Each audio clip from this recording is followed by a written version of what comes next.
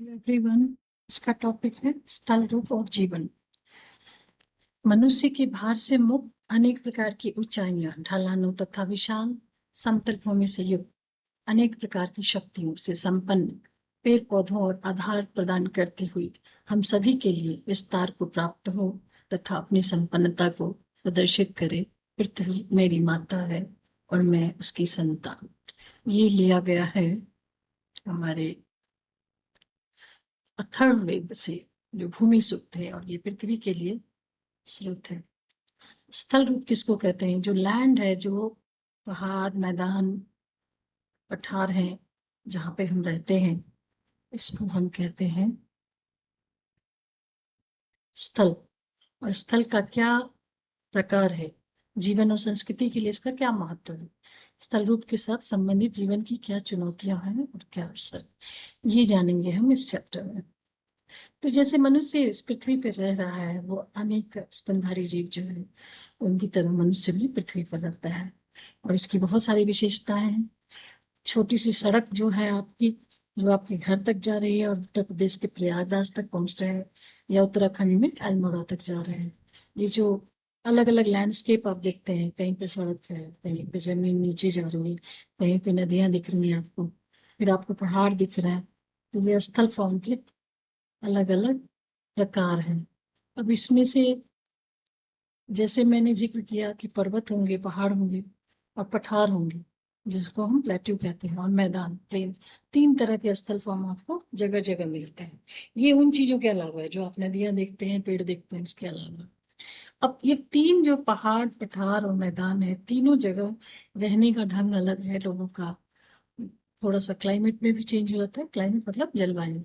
पेड़ पौधे भी अलग अलग तरह के होंगे। आप देखेंगे कि पहाड़ों पे जो फूल पाए जाते हैं वो मैदान में नहीं पाए जाते, पहाड़ों पे जो जीव जंतु हैं वो मैदान में कम है।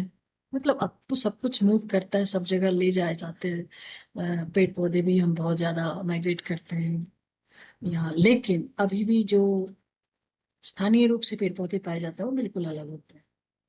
मानव ने सभी स्थल स्वरूपों को स्वयं के लिए ढाला है और स्वयं स्थल रूपों के हिसाब से अपने आप को भी डाला। लेकिन फिर भी जब आप अलग अलग जगह जाते हैं तो वहां लोगों की संख्या जो है वो बिल्कुल अलग अलग होती है। चाहे वो शक्ल सूरत हो, चाहे उनका रहने का ढंग हो, चाहे खाना खाने का ढंग हो, कपड़े पहनने का ढंग हो, सब अलग है। अब हम सबसे पहले पर्वत की बात करते हैं। पर्वत वो स्थल रूप है जो ज्यादा ऊंचे होते हैं, चौड़े आधार पे रहते हैं, फ्लैट सरफेस नहीं होता है उनका, खड़ी ढलान होती है, सकरे शिखर है, चोटियों के रूप में पहचाना जा सकता है। कुछ पर्वत हैं जो अधिक ऊंचाई के कारण जहाँ पे बर्फ होती है। ग्रीष्म ऋतु में आप ऊपर जब जाते हैं तो ऊपर के अल्टीट्यूड पे जो है वो बर्फ पिघल जाती है, और बर्फ पिघलने के बाद क्या होता है, वो पानी बनकर नदियों में आ जाता है। अब ये चित्र देखिए, इस चित्र में देखिए कि ये पहाड़ है और ये पहाड़ के ऊपर क्या है, स्नो है, ये ज्यादा ऊंचाई पे है। फिर वहां से जो है गर्मियों में ये स्नो पिघल कर ये नदियों के रूप में बहता है। मतलब ठंड में भी है, लेकिन ठंड में बर्फ उतनी पिघलती नहीं है। नदी अगर पहले से पिघली हुई, पिघला हुआ पानी है तो वो आ रहा है, और फिर गर्मियां जब आती है तो फिर पानी पिघल जाता है। अब यहाँ पे जो घर होंगे वो कैसे होंगे, स्लोप पे ढलान वाले होंगे, उनकी छतें भी ढलान वाली होंगी, ताकि बर्फ पड़े तो वो ढलान से फिसल जाए। खेत कैसे होंगे, यहाँ पे खेत जो है वो स्टेप्स में बने होंगे, ताकि वहां पे पानी जो है थोड़ी देर ठहरे और भूमि का अपर्दन ना हो, मिट्टी जो है वो ज्यादा स्लाइड करके नीचे ना जाए। बहुत ऊंचाई पे अगर आप जाते हैं तो वहां पे बर्फ कभी पिघलती नहीं है, इसलिए जो ज्यादा ऊंचे माउंटेन है वो हिम से ढके होते हैं। अब इसी में जो पहाड़ों में भी थोड़े से कम ऊंचे जो होते हैं, जिसपे स्लोप जो है कम, मतलब खड़ा नहीं होता, क्षैतिज होता है, थोड़ा स्लैंटिंग होता है, उसको हिल्स कहते हैं, छोटे पहाड़ बोलते हैं। अब ये देखिए, ये हिमालय माउंटेन है और इसमें ये एवरेस्ट है, गिरीशृंग बोलते हैं उसको। सबसे ऊंचा है हिमालय का, जो सबसे ऊंची चोटी है उसको एवरेस्ट नाम दिया हुआ है। फिर अंकोकागुआ गिरीशृंग है, ये एक दूसरा पहाड़ है जो इंडिया में नहीं है। किलिमंजारो पर्वत आप जानते ही हैं। देन ये ब्लॉक गिरीशृंग है। कंचनजंगा को देखिए, जो सबसे खूबसूरत लगती है, हमेशा बर्फ रहती है। फिर ये अनाईमुदी है, ये साउथ इंडिया में है। ये पहाड़ जो है इन पे बर्फ नहीं है। तो ये आपने 5-6 पहाड़ों को देखा। अब एशिया में अगर देखिएगा तो सबसे ज्यादा ऊंचा हिमालय है, यूरोप में आल्प्स हैं, दक्षिण अमेरिका में एंडीज है। ये हजारों किलोमीटर तक फैले हुए हैं। और इस ग्राफ में देखिए कि आपको बहुत अच्छे से इनकी हाइट्स भी दिखाए गए। सबसे ऊपर जो है इसमें एवरेस्ट है, उसके बाद कंचनजंगा। कंचनजंगा जो है वो सिक्किम और नेपाल के बीच में पड़ता है, एवरेस्ट नेपाल और तिब्बत के बीच में। ये दोनों जो है हिमालय की सबसे ऊंची चोटी और शिखर बोल सकते हैं। लेकिन कंचनजंगा भारत में है, एवरेस्ट भारत में नहीं है। एंडीज जो है वो दक्षिण अमेरिका की सबसे ऊंची चोटी है, अंकोका गुआस गिरिश्रृंग। और अफ्रीका में किलिमंजारो, जो कोई श्रृंखला से संबंधित नहीं है, ये अपने आप में एक इंडिपेंडेंट माउंटेन है। पश्चिमी यूरोप में जाइए तो ब्लॉक माउंटेन है, जो आल्प्स का सबसे ऊंचा पर्वत शिखर जो है वो ब्लॉक गिरिश्रृंग है। और अनाई जो है वो साउथ इंडिया का सबसे ऊंचा गिरिश्रृंग है, ये केरला में। इन पहाड़ों के बारे में थोड़ी और बात करते हैं। जैसे पहाड़ जो है वो नए होते हैं, पुराने होते हैं। हिमालय जो है नए पहाड़ है, मतलब लाखों वर्ष हो चुके हैं, लेकिन बनस्पत अगर हम बाकी पहाड़ों को देखें तो ये नए हैं और ये अभी भी बढ़ रहे हैं। लेकिन जब दिल्ली का पार्ट आता है अरावली, अरावली में जो है पहाड़ियां जो है वो बहुत पुरानी है, वो आप पठार के रूप में चले गए हैं। उनका धीरे धीरे अपरदन हो रहा है।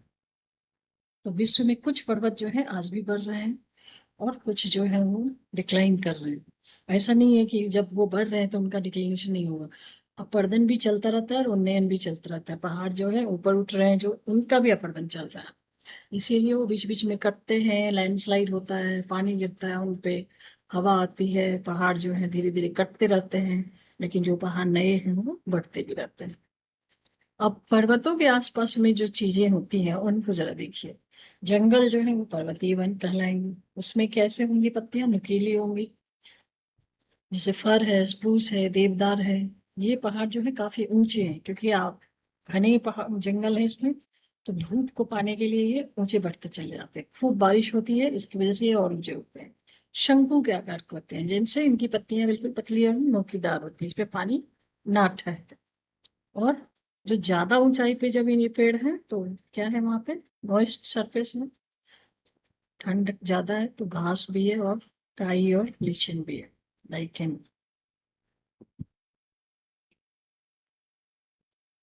अब ये बर्ड्स को देखिए, ये हिमालय तार है,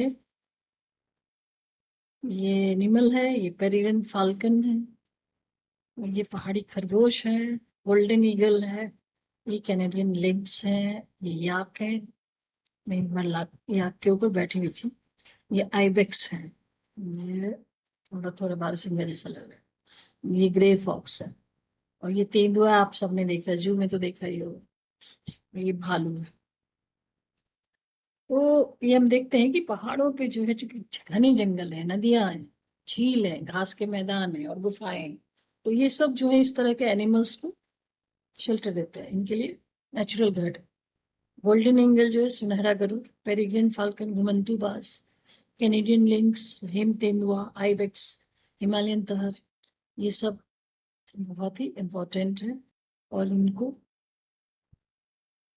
नेचुरल हेरिटेज के रूप में आप ले सकते हैं। अब हिमालय से जो निकलती हैं नदियां, वो भारतीय नदियों में वो सबसे बड़ी नदी है। जैसे गंगा है, वो विश्व में सबसे बड़ी। ये आप पहाड़ों के खेत देखिए, स्टेप्स बने हुए हैं। स्टेप्स बने से होते हैं तो क्या, पानी रुक रुक के जाता है, रुक रुक के उतरता है, तो मिट्टी जो है ठहर जाती, तो मृदा अपरदन कम होता है इससे। पर्वतीय जीवन के बारे में सोचिए। जीवन, अब चूंकि वहां पे लैंड फ्लैट नहीं है, तो फ्लैट लैंड नहीं है तो लाइफ स्टाइल थोड़ी मुश्किल है। ढलान की भूमि को सीढ़ी नुमा स्थान पर बनाते हैं, तो सीढ़ी से क्या होता है, अपरदन कम होता है। अब पर्वतीय क्षेत्रों में क्या है, कृषि से ज्यादा पशुपालन को महत्व जाता है, क्योंकि घास अच्छी है, क्लाइमेट अच्छा है, पहाड़ पे जो है उनको पशुओं को चारा मिल जाता है आसानी से। और क्या हो सकता है, एक पशुपालन है, कृषि है, इसके अलावा जो है पर्यटन है, टूरिज्म। टूरिज्म से भी बहुत अच्छा खासा पैसा मिलता है, क्योंकि ये नेचुरल सीन जो है वो बहुत खूबसूरत होती है, हवा स्वच्छ है, इसलिए पर्यटक जो है वो गर्मियों में घूमने के लिए आते हैं। फिर कुछ एडवेंचर स्पोर्ट्स हैं, साहसिक खेल बोलेंगे उसको, जो स्कीइंग है, हाइकिंग है, पर्वतारोहण है, पैराग्लाइडिंग है, ये सब बहुत लोगों को बहुत ज्यादा पसंद होता है और इसकी वजह से लोग पर्वतीय स्थलों पर घूमने के लिए भी जाते हैं। और बड़े इंपॉर्टेंट इंपॉर्टेंट मंदिर हैं, मंदिरों की तीर्थ यात्रा के लिए पर्यटक जो है वो ऊपर जाते हैं। हालांकि ऊपर जाते हैं तो वो सिर्फ पैसा ही नहीं देते हैं, बहुत कुछ गंदा भी कर देते हैं, प्लास्टिक फेंक देते हैं। उसकी वजह से पर्वतों का पर्यावरण जो है वो अफेक्टेड होता है। अब हमारे यहाँ एक बछेंद्री पाल थे, उन्होंने कई बार जो है एवरेस्ट के ऊपर चढ़ाई की है। तो एक अरुणिमा सिंह जो 22 साल में थी तब उनका एक पैर गायब हो गया था, लेकिन उसके बाद भी उन्होंने एवरेस्ट पे चढ़ने का साहस किया। अब पहाड़ों पे समस्याएं क्या हो सकती हैं ये देख। आकस्मिक बाढ़ होती है, फ्लैश फ्लड कभी भी हो सकता है। अभी हाल में मैं कुल्लू गई थी और वहां पे फ्लैश फ्लड हो गया था। भूस्खलन, लैंडस्लाइड होती है, लैंड का एक पार्ट जो है वो बारिश के दबाव से, पानी के दबाव से या चट्टानों के खिसकने से अचानक से गिर जाता है। पर्यटकों का बहुत ज्यादा आ जाना, जैसे गर्मियों में देखिएगा आप, बहुत ज्यादा पर्यटक आ जाते हैं, उसकी वजह से मारामारी हो जाती है और धुआं जमा हो जाता है, गंदगी हो जाती है, तो ये भी उनके लिए जो है आपदा ही हो जाती है। बादल फटना ये सबसे बड़ी समस्या है कि अचानक से जब बादल फटते हैं तो पहाड़ों पे बहुत नुकसान होता है, कई घर बह जाते हैं। हिमस्खलन, हिमस्खलन जो है उसकी वजह से भी, एवलांचेस बोलते हैं इसको, उसकी वजह से भी बहुत नुकसान होता है। भारी हिमपात होती है तो सड़कें जो है वो क्लोज हो जाती हैं, ब्लॉक हो जाती हैं। मौसम बहुत ठंडा है तो उसके लिए भी उनको जीवन बचाने के उपाय करने पड़ते हैं, कपड़े गर्म पहनने पड़ते हैं। और बहुत सारे ऐसे पहाड़ पर्वत हैं जो पवित्र माने जाते हैं। जैसे एवरेस्ट है, उसको जो है तिब्बती लोग जो है चोमोलुंगमा बोलते हैं, जगत जननी, और उसी रूप में पूजा करते हैं। नेपाल वासी इसको कहते हैं सागर माता, आकाश की देवी। इसी तरह तिब्बतन लोग जो है कैलाश को, कैलाश पर्वत है तिब्बत में, जिसको हिंदू धर्म में, बौद्ध धर्म में, जैन धर्म में सब में पवित्र माना जाता है। तो इसीलिए वहां पे लोग बहुत कठिनाइयों का सामना करके विजिट करते हैं, मंदिरों में जाके अपना सिर नवाते हैं। अब हम आते हैं पठार के बारे में। पठार एक ऐसी स्थलाकृति है जो ऊपर तो जाती है लेकिन उसका स्लोप उतना वर्टिकल नहीं होता और ऊपर जाके चपटा हो जाता है। तो ये जो चपटा हो जाता है, कुछ पार्श्व जो है सीधी ढलान में, कुछ में जो है सीधी ढलान है लेकिन ऊपर जाके बिल्कुल चपटा हो जाए, तो एक छत जैसी बनती है। और ये छत जो है 100 मीटर की भी हो सकती है और 1000 मीटर भी ऊंचा सकता है। जैसे तिब्बतन प्लेट्यू है, ये पहाड़ों के बीच में प्लेट्यू है। और साउदर्न जो हमारे प्लेट्यू है, दक्षिणी पठार, वो सारा का सारा जो है वो बहुत पुराना है। और अगर जब पृथ्वी बन रही थी तो उसका जो गोंडवाना लैंड था उस समय का पार्ट है। उस गोंडवाना लैंड के बारे में हम कभी और चर्चा करें। खैर, तिब्बत का पठार जो है 4500 मीटर है, इसलिए इसको विश्व की छत कहते हैं। ये 2500 किलोमीटर लंबा भी है, जैसे जितना डिस्टेंस चंडीगढ़ से कन्याकुमारी के बीच में है। पठारों की खासियत के बारे में बात करते हैं। जैसे पहाड़ों पे नदियां हैं, स्नो है, उसी तरह पठारों में क्या है? पठारों में खनिज बहुत ज्यादा है, क्योंकि पठार जो है पृथ्वी का बहुत पुराना भूभाग है। तो बहुत ज्यादा अतिशय तापमान और दबाव का सामना उन्होंने किया है, उसकी वजह से उनके अंदर जो है खनिज बन रहा। विश्व की सबसे बड़ी खाने जो है वो पठार में पाई जाती है। जैसे पूर्वी अफ्रीका में आप देखिए तो सोने का पठार है, हीरे की खान है। भारत में छोटा नागपुर जो है वो सबसे पुराना पार्ट है, उसमें लोहा है, कोयला है, मैग्नीज की प्रचुर भूमिका।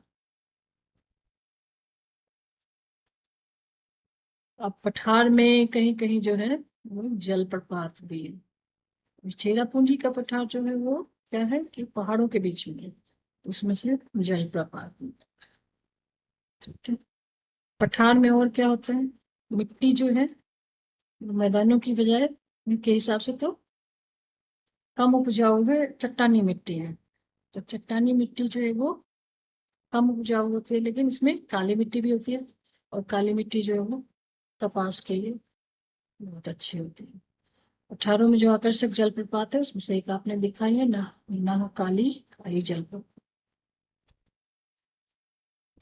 मैदान देखते हैं। मैदान जो है वो एकदम बिल्कुल फ्लैट है, थोड़ा सा वेवी हो सकता है, अनड्यूलेटिंग हो सकता है। पहाड़ियां और गहरी घाटियां नहीं है। सामान्यतः मैदान की ऊंचाई 300 मीटर से अधिक नहीं होती। तो ये समतल भूमि कैसे बनती है? जो पहाड़ों से नदियां निकलती हैं, वो नदियां जो है अपने साथ क्या क्या लाती हैं? कंकड़ पत्थर गाद, वो धीरे धीरे धीरे धीरे जब स्लोप खत्म होता है तो उसके बाद जो है वो वहां पे बिछा देती हैं। तो इसमें रेत होती है, चट्टानों के कण होते हैं, मिट्टी होती है, जिसको हम तलछट कह सकते हैं। ये जो तलछट है जो समतल भूमि में आके जमा हो जाती है, ये बहुत ही उपजाऊ होती है। और इसकी वजह से जितने भी मैदान हैं वो भोजन का भंडार है। बहुत ज्यादा उपज होती है किसी भी क्रॉप के लिए। और सबसे आर्थिक, इसीलिए यहाँ का आर्थिक व्यवसाय जो है एग्रीकल्चर, कृषि होती है। मैदानों में विभिन्न प्रकार की वनस्पतियां होती हैं, जीव जंतु भी होते हैं, और सबके खाने के लिए बहुत कुछ होता है। इसलिए मैदानी भाग में लोग जम के कृषि करते हैं, खेती करते हैं, जम के खाना भी खाते हैं। अब ये थोड़ा सैटेलाइट इमेज है, इसको जरा देखिए। ये पहाड़ है जो आपको ब्राउन और व्हाइट नजर आ रहे हैं। उसके बाद जो है ये मैदान का पार्ट है जो ग्रीन ग्रीन दिख रहा है। और जो कम ऊंचाई वाले हैं वो पठार आते हैं। तो गंगा का मैदान जो है वो आपको ग्रीन दिखेगा।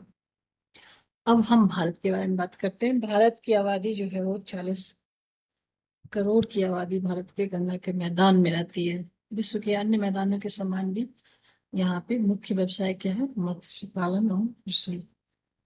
चावल, गेहूं, मक्का, जौ और मोटे अनाज जो है जैसे ज्वार, बाजरा, रागी, ये सब फसलें होती हैं। साथ में कपास, जूट और सन जो है वो रेशेदार फसलें भी उगाई जाती हैं। परंपरागत कृषि जो ट्रेडिशनल कृषि है, जो बारिश पे निर्भर है, मानसूनी वर्षा, इसके बारे में हम फिर पढ़ेंगे। वर्षा जल से क्या मिलता है? फसलों को जल मिलता है। और अब जो है धीरे धीरे नहरें बनाई गई हैं, तो जहाँ पे पानी कम बरसता है वहां पे नहर से पानी जो है वो खेतों तक लाया जाता है। सिंचाई तब जब बढ़ी है तो कृषि उत्पादन भी बढ़ा है, लेकिन इससे क्या संकट उत्पन्न हो गया है? अंडरग्राउंड वाटर का लेवल थोड़ा नीचे चला गया है। इसलिए गंगा के मैदानी भागों में भी, जहाँ पे पॉपुलेशन बहुत ज्यादा है, अंडरग्राउंड वाटर एक्सेस यूज हो रहा है, उसको भूमिगत जल स्तर कहिए। वहाँ जनसंख्या ज्यादा है और प्रदूषण भी ज्यादा है। जहाँ ज्यादा लोग होंगे वहाँ ज्यादा यूज होगा संसाधनों का, और इसकी वजह से जो है पोल्यूशन बढ़ेगा और स्कैर्सिटी होगी, कमी आएगी चीजों की। तो नदियों के जो स्रोत हैं, जहाँ से पहाड़ से निकलते हैं, और नदियां जहाँ पे बिल्कुल फ्लैट सरफेस में आती हैं, और एक नदी दूसरी नदी से मिलती है, उसको बोलते हैं संगम। तो ये सारी नदियां जो है, चूंकि नदियां जो है पहाड़ से लेके मैदान तक आ रही हैं, तो वो नदियां अगर एक बार पवित्र मानी जाती तो हर जगह पवित्र मानी जाती है। और इसीलिए भारत में ज्यादातर जनसंख्या जहाँ जहाँ नदियां हैं उनके दोनों तरफ होती है। और उनके मोस्टली फेस्टिवल जो है, त्योहार, समारोह और धार्मिक कृत्य, वो नदी के किनारे होते हैं। जैसे आपने अभी कुंभ मेला देखा होगा, संगम पे हुआ था। मैदान में हल्की ढलान होती है, वहां पे नदी में नौका संचालन होता है। और इसलिए आर्थिक गतिविधियों में बोटिंग का बहुत इंपॉर्टेंट है। पहले जमाने में लोग बोट से ही आते जाते थे। अब ये आप देख लीजिए, ये बनारस के घाट का सीन है। और ये गंगा नदी में लोग नौका से इधर से उधर जा रहे हैं। क्या पढ़ा हमने इस चैप्टर में? पृथ्वी के 3 स्थल स्वरूप। इसके अलावा भी हालांकि स्थल स्वरूप होता है। मरुस्थल, जहाँ पे बिल्कुल पानी कम बरसता है, वहां पे वनस्पति जगत भी सिकुड़ा हुआ होगा, प्राणी जगत भी विलक्षण होगा। ऐसे प्राणी होंगे जो गर्म मरुस्थल में रह सकते हैं। कुछ मरुस्थल ठंडे भी हैं, जैसे एशिया का गोबी मरुस्थल। और अंटार्कटिक महाद्वीप को भी लोग मरुस्थल ही मानते हैं, क्योंकि लोग वहाँ कम रहते हैं, जीवन जीने की परिस्थितियां बहुत कठिन हैं। अब भारत में क्या है? थार मरुस्थल है, वहाँ पे भी ट्राइब्स रहते हैं, बहुत कम है इसका है। और ऐसे ट्राइब्स जो है अपना जीवन जो है कठिन परिस्थितियों में बिताते हैं, गाना गाते हैं, और उनके बारे में बहुत सारी किंवदंतियां भी हैं। तो अलग अलग स्थलाकृतियों में अलग अलग तरह से लोग रहते हैं, अपने आप को ढालते हैं। और ये सारे पहाड़, पठार, मैदान और मरुस्थल, ये सब जो है ये सांस्कृतिक खजाने हैं। इसमें अलग अलग तरह की संस्कृति दिखती है, अलग अलग तरह का जीवन दिखता है। आज के लिए इतना ही। थैंक यू, फिर मिलेंगे।